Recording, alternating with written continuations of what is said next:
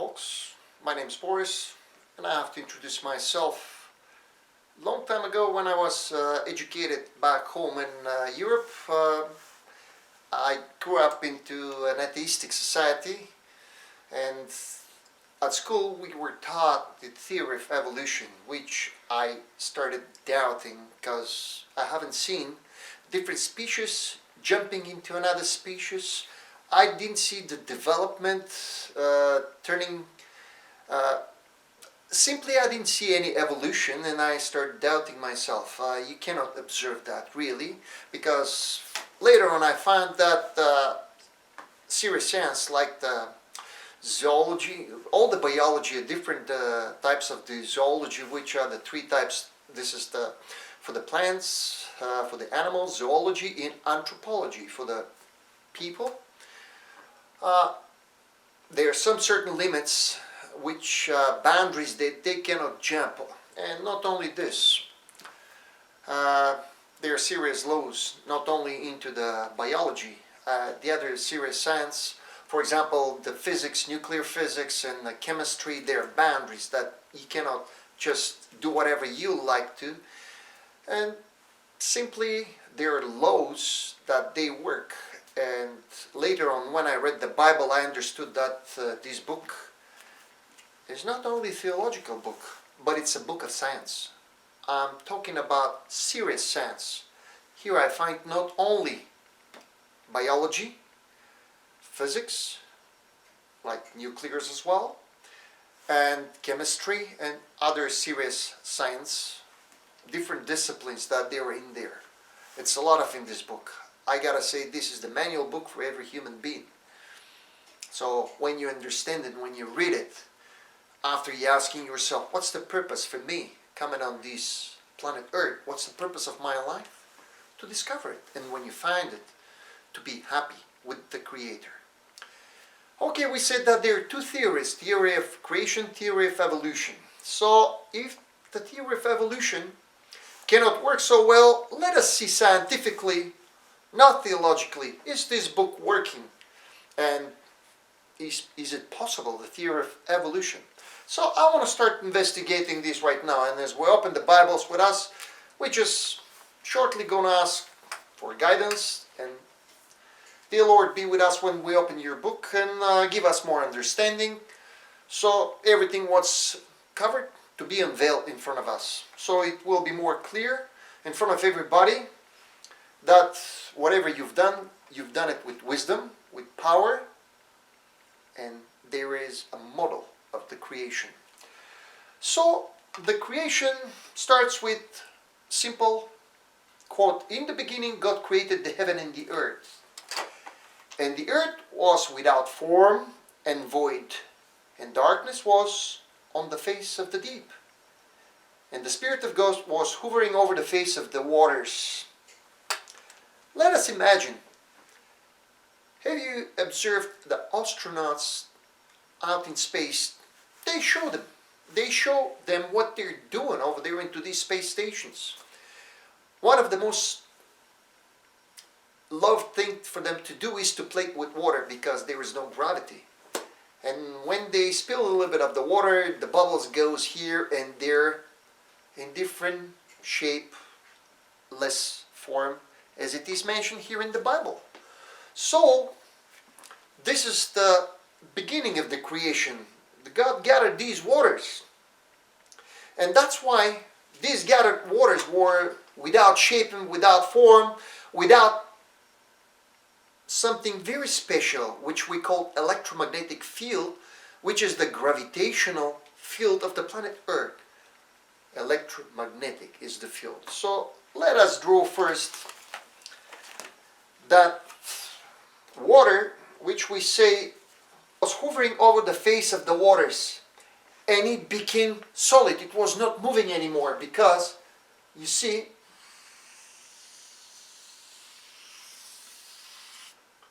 when you apply electromagnetic field to the water, every single molecule of the water is getting oriented, it's getting polarized, plus and minus. So plus and minus Oops. Okay. Minus. So all these water molecules that they were, the whole body, every single molecule got oriented, plus and minus, by the movement, what the Bible is stating here of the Holy Spirit. So this is scientifical, because we know when on a piece of paper you put steel dust and you put a magnet underneath, the steel dust get oriented. Every little particle of this steel dust, it's getting oriented by the plus and minus of the magnet. It's getting electromagnetically charged. Same thing happened to each of the water molecule. So I'm saying this is very scientific. And then God said, let there be light. And there was light. Well, there are so many different theories about the light. But I'm going to mention the one what's really interesting for us. There is a quantum theory which explains the light, but still there is no one that really explain how the light was created. I'm going to state something, a very interesting experiment from the 1995, and it was published into the major import. The experiment was done into the UCLA in Los Angeles, the University of Los Angeles. So February 1995 it came out this into the major import, and they did some very interesting experiment. Into an enclosed tube filled up with water, they put the sound with a very high frequency. So to the sound, they saw something very interesting happening. Actually, all the molecules of the water start bubbling by this frequency, high frequency. Temperature start rising in the water until they burst out. They just run away, burst out into a light. So this expression of the vibrations of the sound applied to the water reflected into their movement, rapid movement, and they burst into a light. So they call this sonoluminescence, this effect. By the sound, the water runs away high and it bursts into a light. I don't claim as well that this is the way that God created the light from the water, but we're saying that if this is done in the lab, it's very possible. Let's see on the next day. On the next day, something very interesting is happening. And then God said, let there be light, and there was light, and he saw the light, and it was good. And God divided the light from the darkness. So God called the day, the light day, and the darkness he called night. So evening and the morning, they were the first day.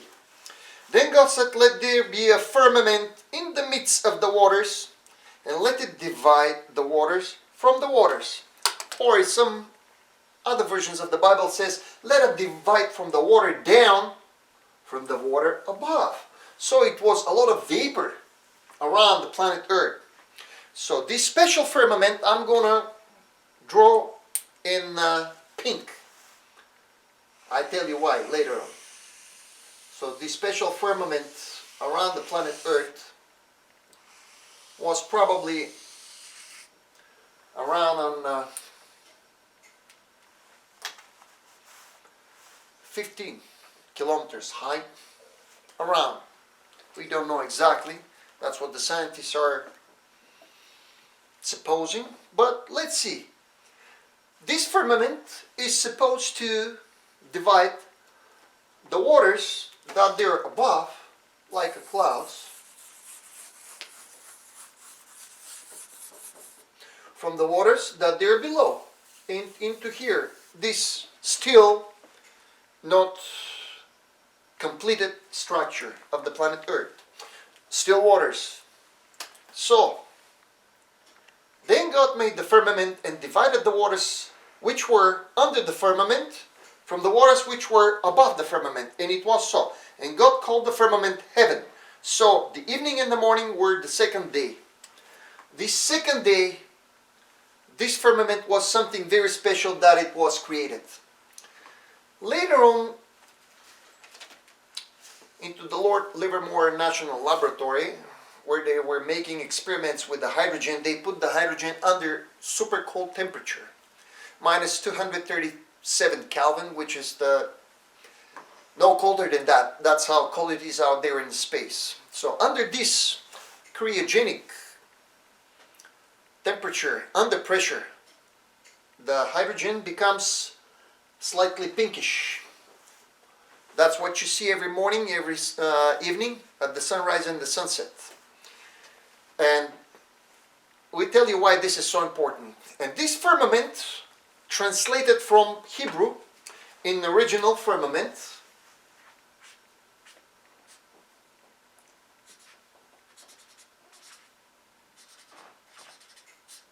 the Hebrew word for this, it's rakia,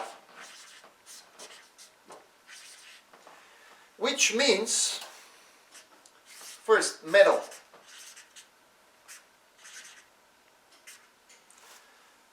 It means something to compress under tremendous pressure and stretch it out like layers of metal.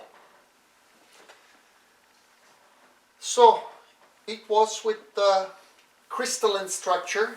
That's what every hydrogen does. That's what the hydrogen does when it's compressed. It becomes with the crystalline structure, like the metal. All the metals, they have crystalline structure. But not only this, it was transparent, partially pinkish, and with the crystalline structures.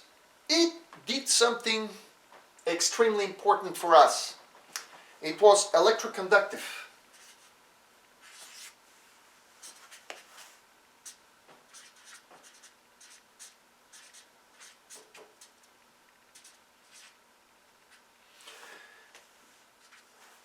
Why we need it so? Why the Lord did it? Because it was keeping in touch the electromagnetic field of the planet Earth, which was compressed and it was fully charged, which we don't have now. I'll tell you why later on. Let's see. It was transparent, as we say.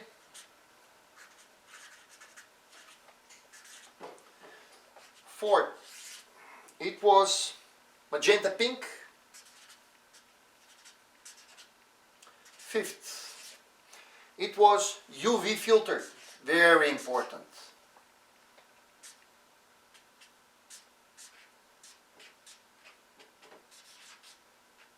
How do we find out that it's UV filtered? By the experiments that they were made in so many labs, not only in Russia, because only Russia and the States have the biggest institutes for investigation of the hydrogen. They have institutes. And sixth, we say it's transparent, so it was like a glass.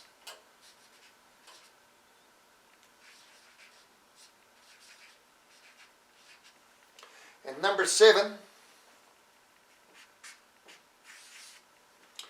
it was, because of the electromagnetism, it was having something very special. Like one of the specialists in NASA was walking with a piece of this ceramic tile that it was for the space shuttle. He stumbled, he lost. He says, where it is? It was above the magnet, and it was levitating above the magnet. When he started looking for this, he turned on the other side. Oh, there it is, underneath. So it's levitating above or underneath. That's the same thing. This special canopy was hanging above the water, above the waters, above the planet, the newly formed planet Earth. So it was doing something very special. It was levitating, and it was electroconductive. It was keeping charge of the planet Earth. That's something we don't have now. let's see what's happening on the other side of it. So what we used to have before the flood was an amazing planet built up in a very special way. Then on the third day, God said, let the waters under the heaven be gathered together into one place, and let the dry land appear. And it was so. And God called the dry land earth, and the gathered together of the waters he called seas. And God saw that it was good. Then God said, let the earth bring forth grass and herb that yields seed, and the fruit tree that yields fruit according to its kind, whose seed is in itself on the earth. And it was so. And the earth brought forth grass, and the herb that yields seed according to its kind, and the tree that yielded fruit. And God saw that it was good. So the evening and the morning were the third day. So on the third day we have some continuously. The Lord keep continuing with the creation of the planet Earth. So the dry land appeared. Let's say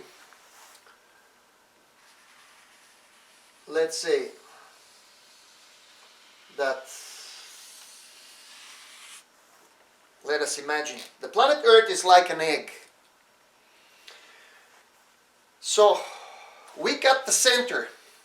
In the center of the planet Earth, we used to have a hard core from ferromagnet.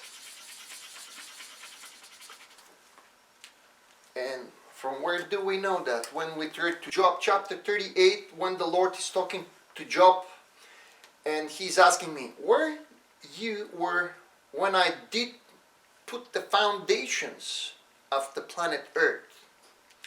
Tell me, if you're wise, who put the measurements of the planet Earth? And on what they were established. Let me see how it is in English, in original. On what it was established their foundations. So these foundations that they were established, now the scientists, they know that this is a ferromagnet.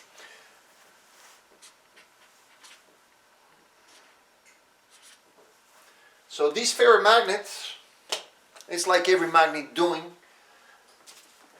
keeping the north and the south pole, the plus and minus, into a perfect condition, into a perfect situation according to the other planets of the solar system, which is very important. Everything is interconnected. It's not just one thing happening by chance. We see here a design. And so the design was as well something very special. Let's see, this is the core of the planet Earth. So we say it's like an egg. Underneath the planet Earth, they were, let's say, on underneath the surface, they were something like 12, 13 kilometers underneath special water chambers. So these water chambers were doing very special thing.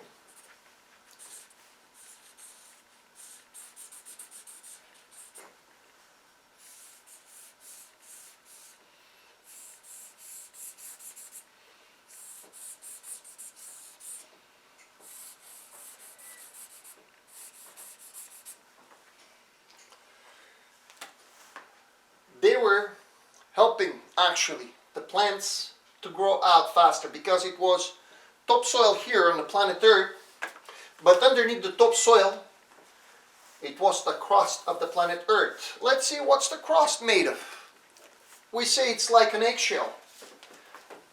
So every geologist now that the crust of the planet Earth is made from granite, and the evolutionists are saying that the granite was formed with the millions and billions of years, which PhD Dr. Robert Gentry found out that it's not. And he was called on court because he was proving his investigations, and it's not only about the granite, it's about the carbon formations of the planet Earth, which he did actually with his son under pressure in the lab, in the water environment, from an actual piece of a tree, carbon. Very simple process.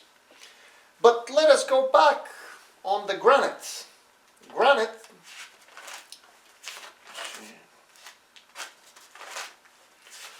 Granite was formed not for billions of years,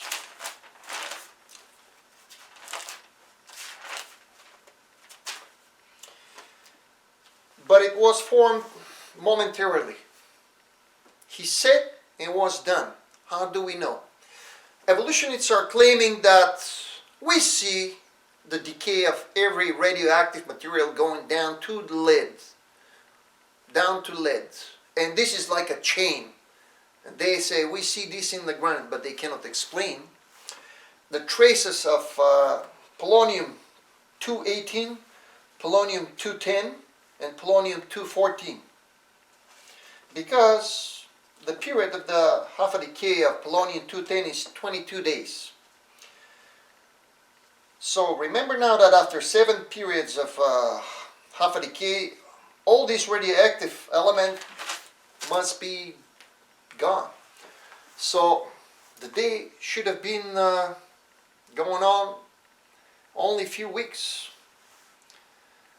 But let us even get better. Polonium-214 has half a decay of 0.0164 second, or less than 0.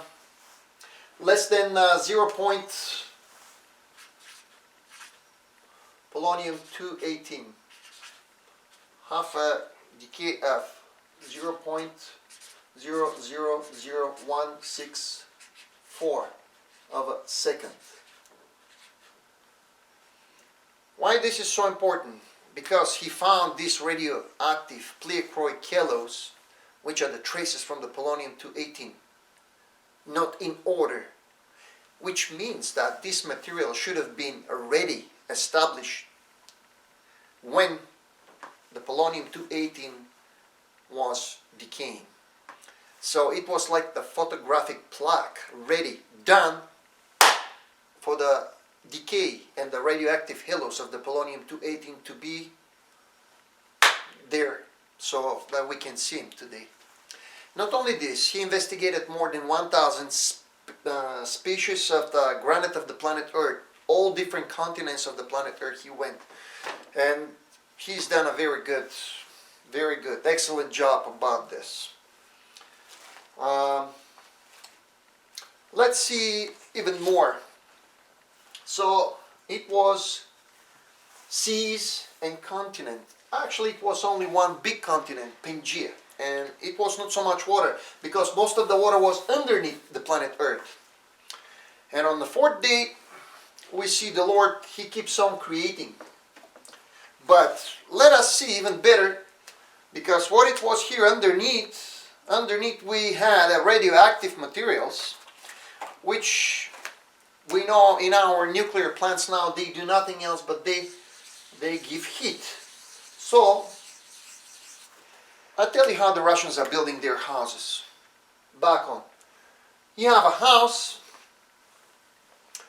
and in the center of the house, you got the stove. So which is like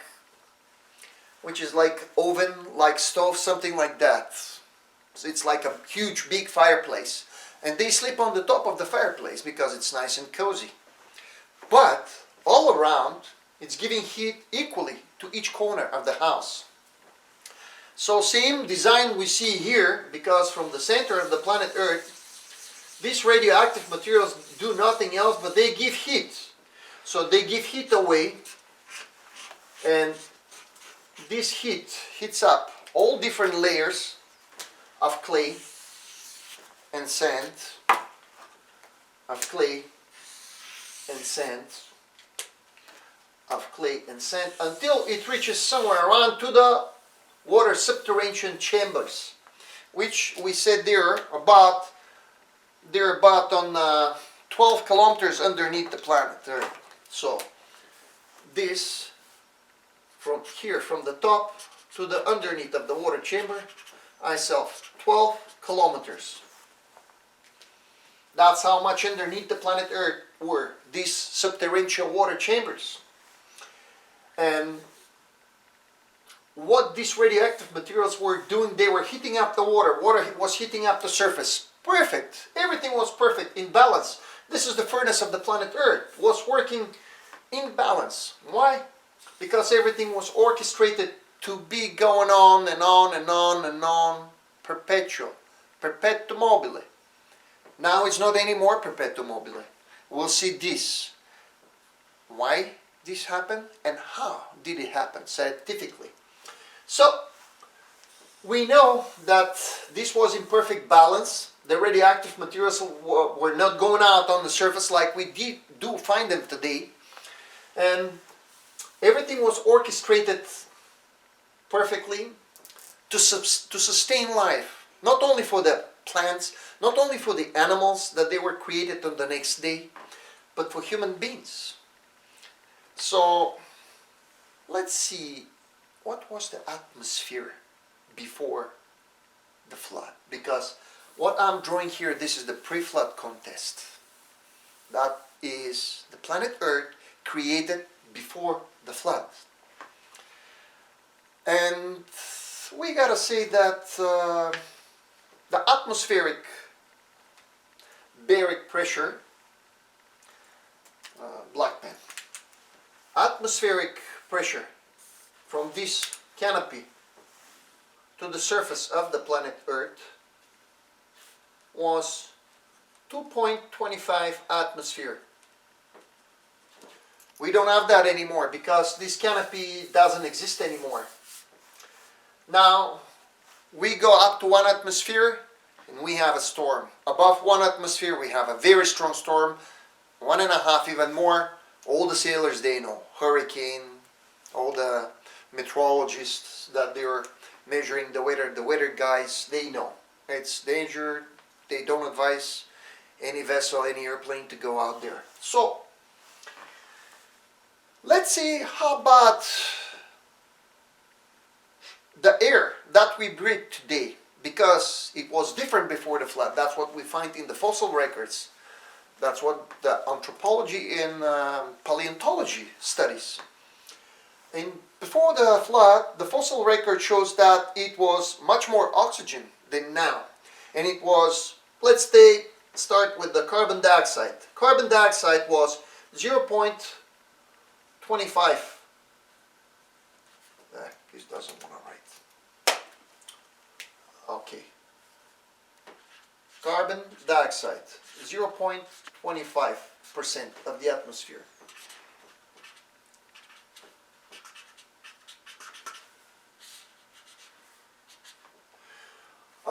Now we have 0.025, 100 times less. Not enough. Not enough food for these homunculus, giants, plants that there were before the flood. Before the flood, that's what we find before the flood. Everything was giant, big before the flood. And everything after the flood is diminishing in size. There was a miscalculation done with the oxygen. It is actually nitrogen that was 72% before the flood, and after the flood we see it's around increasing a little bit due to the oxygen that it was before the flood. A little bit more like 21%. Now it's diminishing down to 20 to 19%. And the rest are intern gases. Oxygen was around 75%. These days we have 72, maybe 73 here on the better places, no more. And the rest are traces, those inert gases. And of course today we have a lot of poisonous gases that our industry produces, which is not healthy for the atmosphere. So this explains a lot of things.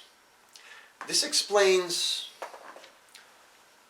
the enormous, gigantic trees and plants that there were before the flood. The enormous dinosaur, for example, the rhinoceros, Tyrannosaurus rex. They say that Tyrannosaurus rex has a tooth which the root canal is not so deep, maybe inch and a half, 2, no more.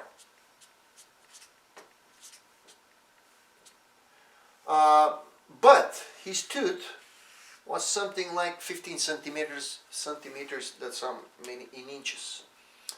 15 centimeters, get me my tape measure. So this tooth of Tyrannosaurus rex has a saw, one side and on the other side. What do you need saw for? You need a saw, so it's something like 6-inch length, the tooth itself.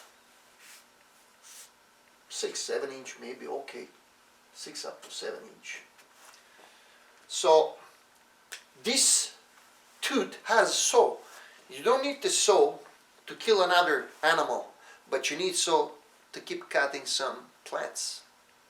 And as well, they found inside into the root canal, guess what? Chlorophyll.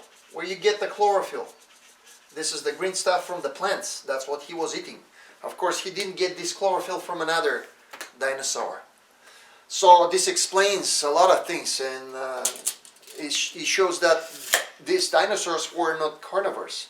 Maybe later on they start doing it. But simply, if this Tyrannosaurus rex did put his tooth into the thick skin, into another dinosaur, he literally would have pulled out his tooth if he was about to do that rip-off movement. So here we see the evolution theory representing the Tyrannosaurus rex like the macabre, the darkest, the strongest animal among that was carnivorous. No, this proves that it was not. Not only this, but let's say that all these big creatures, animals, they were homunculus, but they are not able to breathe after the flood. Why? Because they don't have enough oxygen and they don't have enough pressure.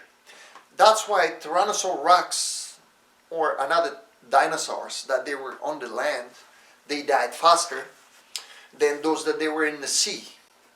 Because they were not, the planet Earth was not anymore able to sustain life for these animals. Simply 1.5 meters big, long for Tyrannosaurus rex, weighing 90 tons. That's not enough. But if you have enough oxygen and enough pressure to keep pumping that oxygen into his lungs, sure, he can saturate the blood plasma to the tip of his nails. He can saturate with oxygen that blood plasma. Not anymore after the flood. Why the Lord created these big animals? What's the purpose of them? We think that simply they were scavengers, that they were cleaning these decaying trees, that they were falling down. Remember, all this was homunculus. Klapsosclodmus. Dr. Carl Bau found this into the fossil records that they were, now that they're like 35, 40 centimeters. But before the flood, they were gigantic. They were like 15 meters tall, which is like 5 up to 7 times higher than what we find it today. And let us go on with the creation. We say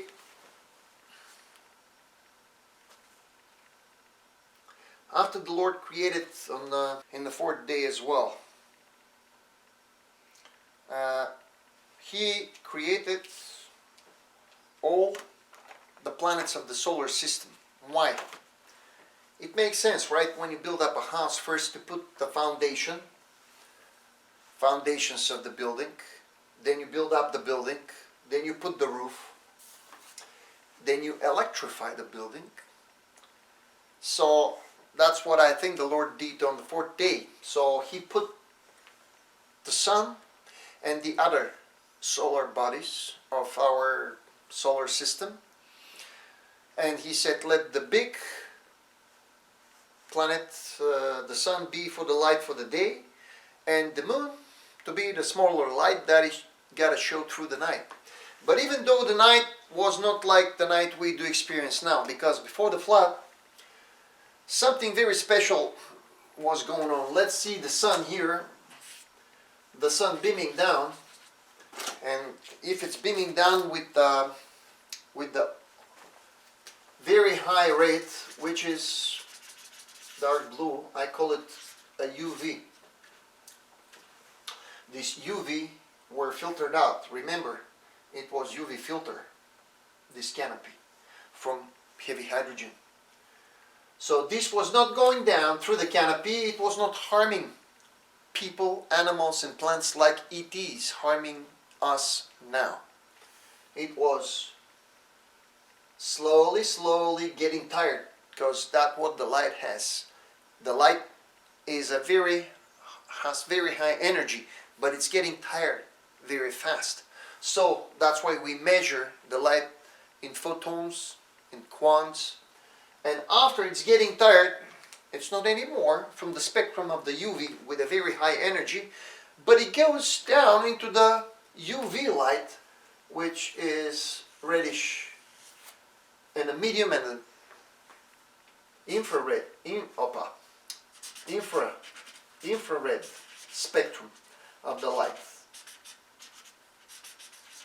So it's not harming people and animal. So it was marvelous before the flood.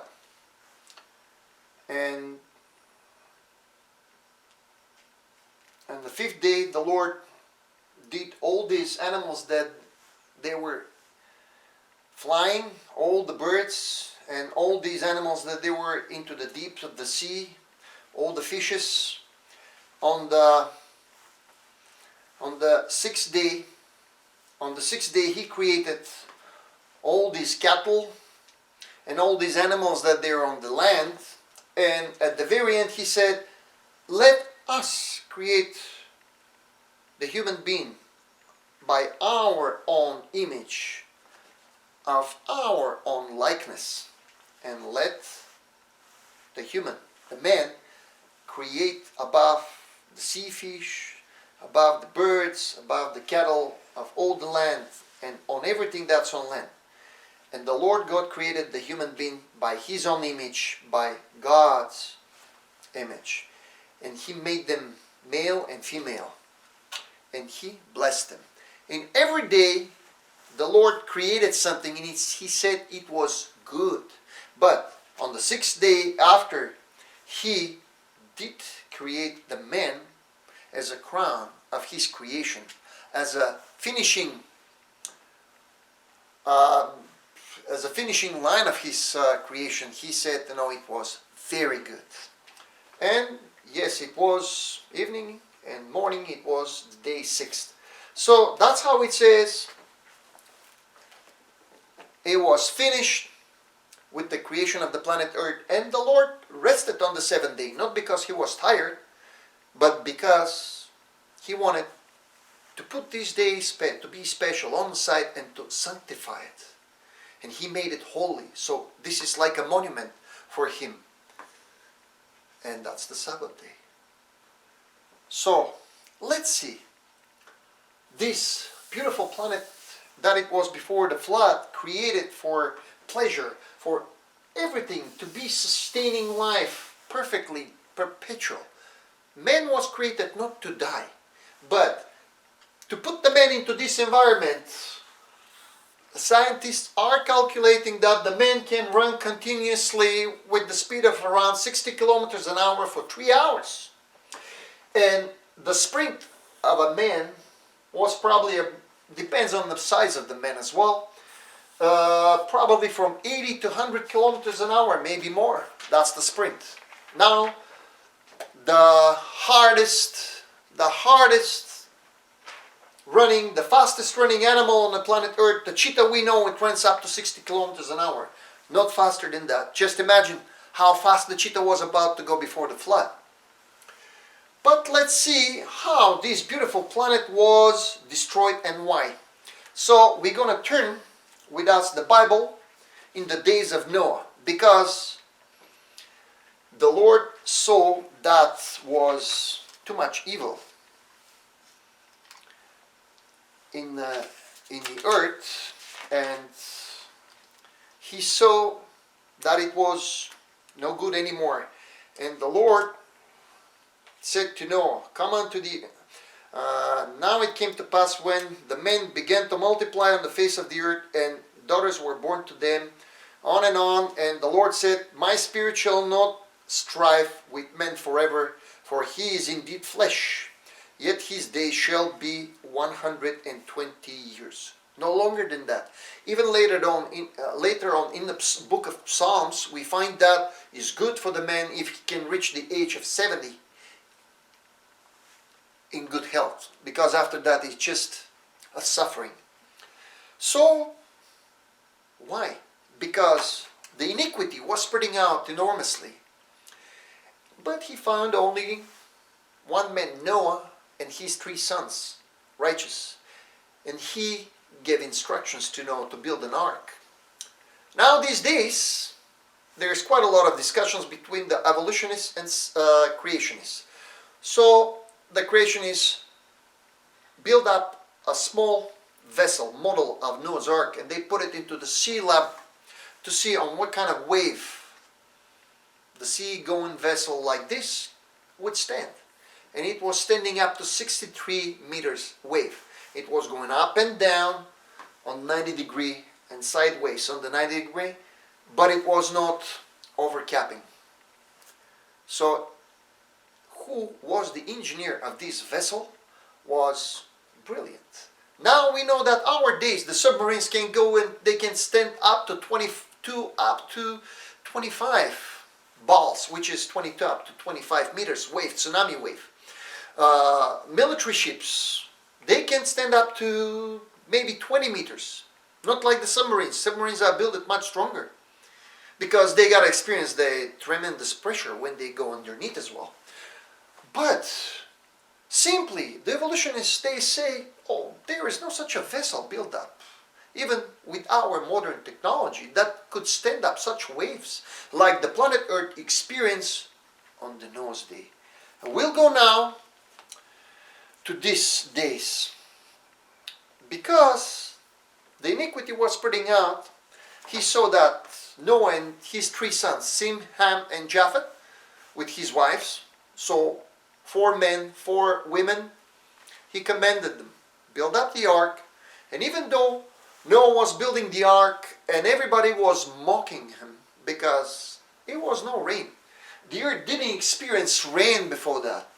Every morning and every evening it was just a dew on the planet Earth, which the plantologists there are saying that this is the best way of watering and nurturing a plant. Put into the root system more pressure and carbon dioxide to nourish them, and the water is not just pouring water but like a dew coming down on the plant. So the plant goes faster, grows faster, and goes enormously.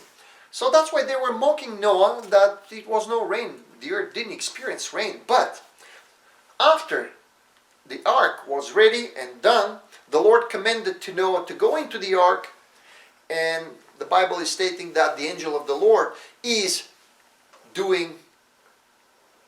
leading the animals to the ark. And he sealed the gate of the ark, and then something very special happened. It says, Genesis chapter 7 verse 11, in the 600th year of Noah's life, in the 2nd month, the 7th day of the month, on that day all the fountains of the great deep were broken up, and the windows of the heaven were opened. Let's see in another verse it says in the Psalm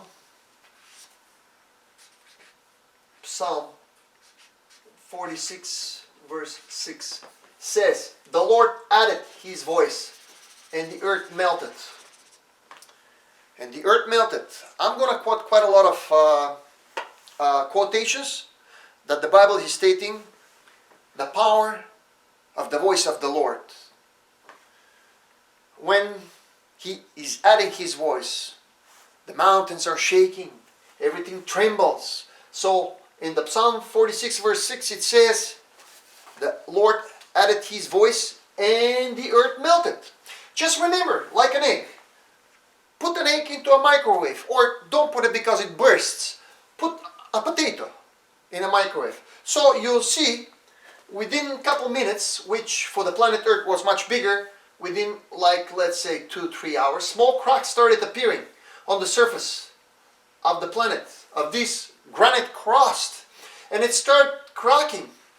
And it started cracking, and all the cracks start putting up together. So all these cracks put together by the voice of the Lord, let's say the voice of the Lord goes into the Mesopotamia, burst out on the other side. Because when you see something like this, this is the surface, and this is the subterranean water underneath. This subterranean water got to go out through the crack because it's too hot, and that's what it really was. It appeared small cracks here and there. So through the crack, this water was spitting out with the supersonic speed, like a hot jet sprays, like a fire hose in the hands of the firefighter. He does this into a glass. The glass breaks, so this fragile canopy, like a glass, start breaking and start falling down as a rain. That's what the Bible is stating. And it was rain, and it was rain on the earth 40 days and 40 nights. That's how long rain. And the earth melted. It reminds me of Chernobyl. What did we have in the Chernobyl? The nuclear reactor just melted down. That's what we have here now. And it's not anymore after the flood. This meltdown moves up and down here and there. So not anymore. We don't have anymore this ideal orientation according to the sun. Now the axis of the planet Earth moved 23 degrees, I don't know how many minutes, how many seconds, but now we have a huge difference. So this difference from this moving in and there, because it's moving, we have to calculate the navigational pole. So we have one ideal, one real pole, North Pole, and one navigational pole, which we do calculate, and we have electromagnetic gyroscope that they're much stronger, so the ships cannot lose their course and the airplanes can go on their course as well and land safely. So because this is molten lava inside the planet Earth now the planet Earth is out of control. Everything is molten inside. It's out of control. The seismologists, they know now we have 17 tectonic plates, from which are the granite plates, and the Pacific Ocean that appeared, it's mostly from this water that was springing out from underneath. It's like a broken radiator. When you have a broken radiator, you got the water surfaced out of the radiator. So that's what we have now. We have out of balance the planet. But we stay better. We'll see how this is going to be repaired. Because there is a plan of salvation. A man shall not perish. And we'll see this into the second session, how this is going to be restored scientifically. So folks, please stay with us for the other investigation and continuing for the wonderful plan of the Creator, which I believe did marvelous work, and everything he did in his own time, and he did it in purpose. We'll see the orchestration that he did and how it's going to come back again with the full glory. And the men that shall not live by bread alone, but which every mouth which proceed of the mouth of the Lord. And he will be together with his Creator, and he will be dwelling. And that's what I call a happy place, not place of darkness, destruction. And this planet looks like a tire with the nail inside. It's exhausting, exponentially electromagnetic field. They call it the fields of Van Allen. They go out into space. Now, we do have this situation, but the situation will be repaired. Please, folks, stay with us for the next session. In Jesus, I ask for this mercy, and let all of you be blessed. Amen. Don't forget to like, comment, and subscribe if you want to. God bless you, and have a nice day. My songs are